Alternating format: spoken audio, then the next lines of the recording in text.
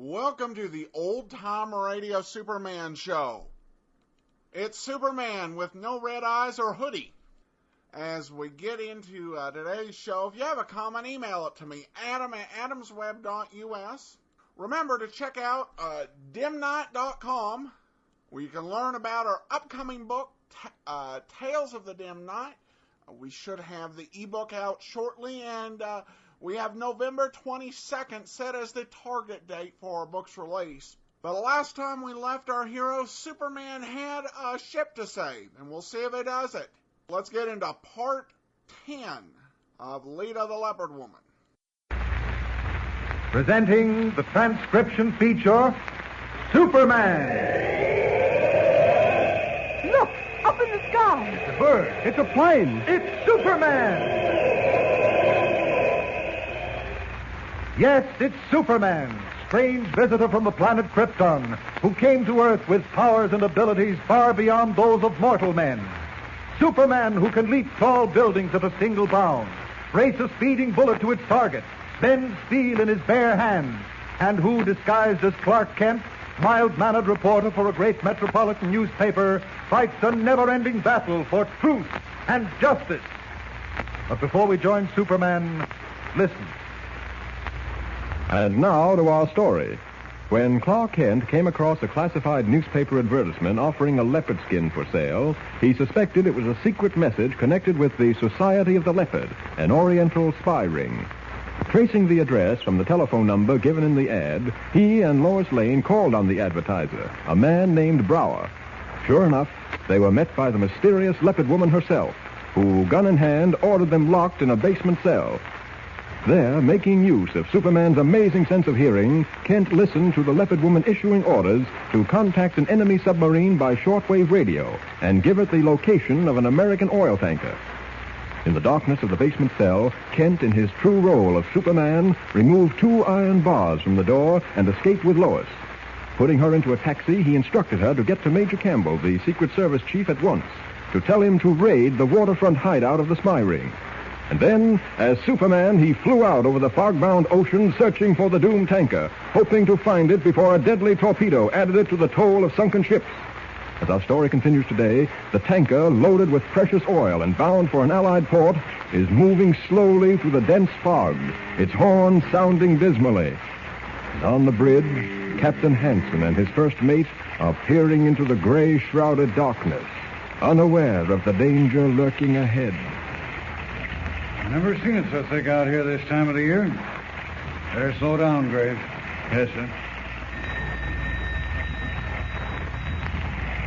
That's better. Got a man aloft? Yes, sir. Chances are he can't see any more than we can. How are we on course? Dead on, sir. Well, this sloop should lift once we clear Weldon Reef. Bad night for submarines, I'd say. No. They like thick weather. Gives them a chance to surface without being spotted. I'm not worried about submarines. They're well offshore since the Coast Patrol got after them.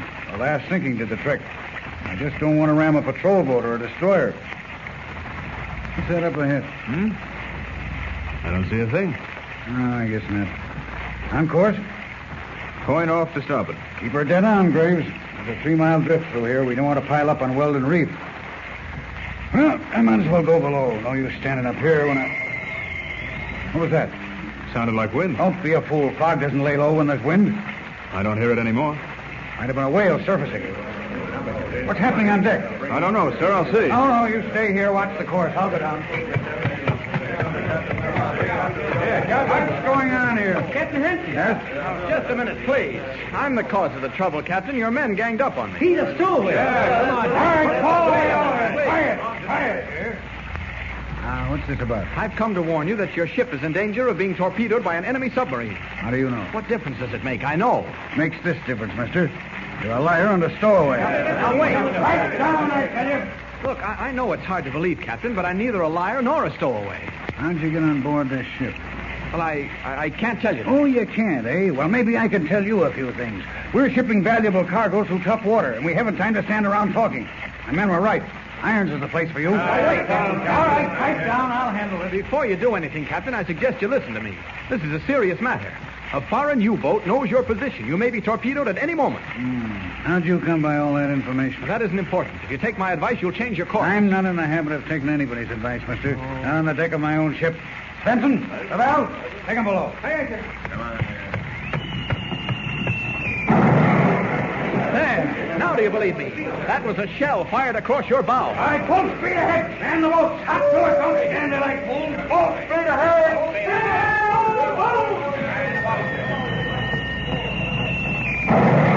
Submarine off port bow. You better stand by the boat, mister. We're carrying a shipload of oil. If one of those shells or a torpedo hits us, we're finished. I don't think you have much to worry about, Captain. But next time, remember to take good advice. Hey, where are you going? Come back here. Come back. Come back. Sorry, but I have a date with that submarine. As Superman, before it finds the range, it blows your ship sky high. Now, this looks like a good jumping-off place. Up, and away! Leaping over the rail, Superman wings out through the fog, hovers for a moment above the black conning tower of the foreign sub, and then, with a strange smile lighting his face, dives into the water. Coming up underneath the U-boat's sleek stern, he reaches out, and as though they were made of putty, rips off the two slowly turning propellers and lets them sink to the bottom of the ocean. Then, coming to the surface, he sets his muscular shoulder against the steel hull. Now, my murderous friends, you're taking a ride. A ride you'll never forget, straight into the United States Navy Yard. Here you go.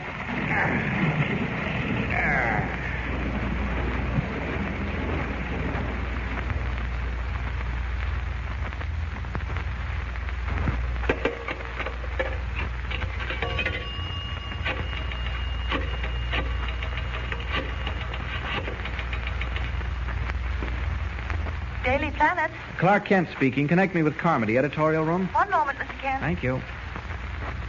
Comedy editorial. Oh, Bill, this is Clark Kent. Now, get this. It's a scoop. Go ahead. The 210-foot foreign submarine U-27 lost its way in the dense fog tonight and sailed into the U.S. naval base with all hands on board. What? Now, wait, that's not all. 70 members of the crew and 22 officers were immediately interned. Captain Fritz Gertler, spelled Goettler, commanding the U-boat, was taken to the Office of Naval Intelligence for questioning. He seemed in a dazed condition. That's all for now, Bill. I'll come back to you later. Kent, that's plenty. Wow, what a story. Say, is Lois Lane around the office, Bill? Yeah, hold on. Where in heaven's name have you been? Never mind that now. Did you see Major Campbell? Yes. Did you tell him to raid that house? Yes, I told him. Oh, good. He should have them all behind bars by now. Oh, I'm afraid he hasn't. What do you mean? Practically threw me out of his office. What? And he said to tell you to stick to reporting. He'll handle the spies. Oh, wait a minute. Well, that's what he said. Where are you? In a phone booth. I'm going right down to see Campbell. Better get some shock absorbers. You'll certainly get thrown out, and fast. Don't you worry about that. I'll see you later, Lois. So long.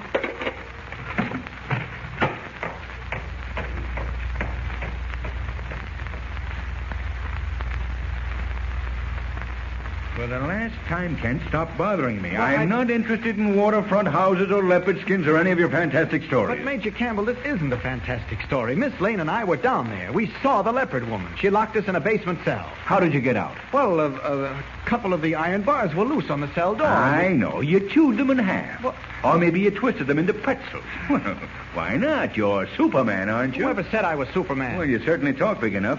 I'm sorry. I've got work to do. Important work. Please, Major Campbell, this is the opportunity of a lifetime. That waterfront house is the new headquarters of the Leopard Society. They even have a shortwave radio sending apparatus there. What's the address? 410 Front Street. And the man's name, the one you mentioned? Brower. We'll just check that. O'Hara, Yes, sir. check the phone company and find out whether a man named Brower lives at 410 Front Street. Call me back. Right. I don't know why I'm even wasting this much time on you. You're wasting time, all right, but not on me. We should be down at that house now. Sure, you like empty houses. Oh. You took me to one not so long ago. Listen, this one isn't empty.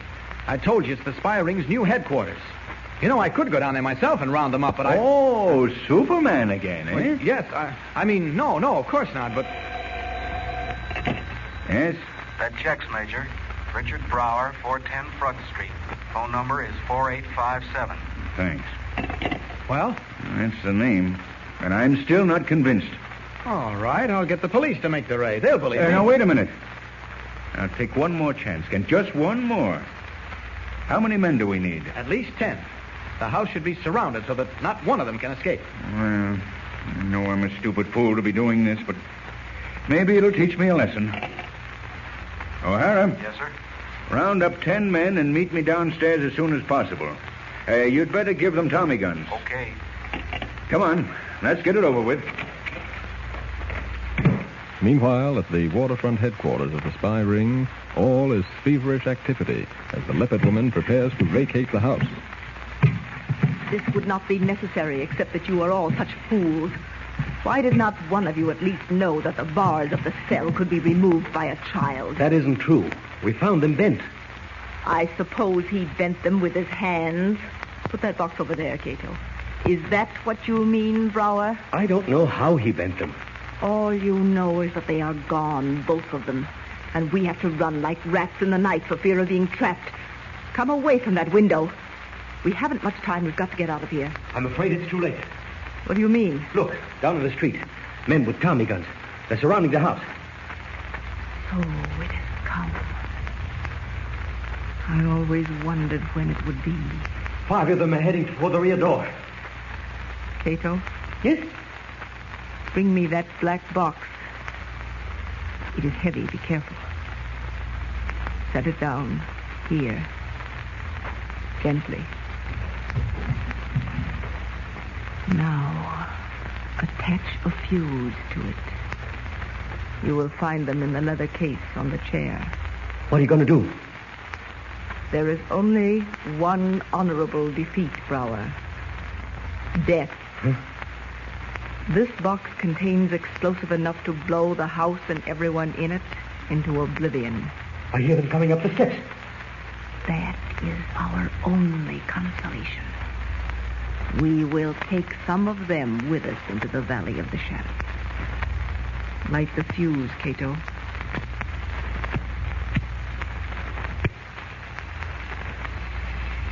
Unaware that the Leopard Woman is about to make a final murderous gesture, Kent, Major Campbell, and 3 Secret Service men mount the steps to the room where a short fuse is sputtering closer and closer to the box of high explosives. Can anything save Major Campbell and his men from destruction? Don't miss the next revealing episode for thrills galore. Tune in and follow the story with Superman. Don't forget, tune in again for the next thrilling episode with Superman. Look, up in the sky. It's a bird. It's a plane. It's Superman. Superman is a copyrighted feature appearing in Action Comics magazine.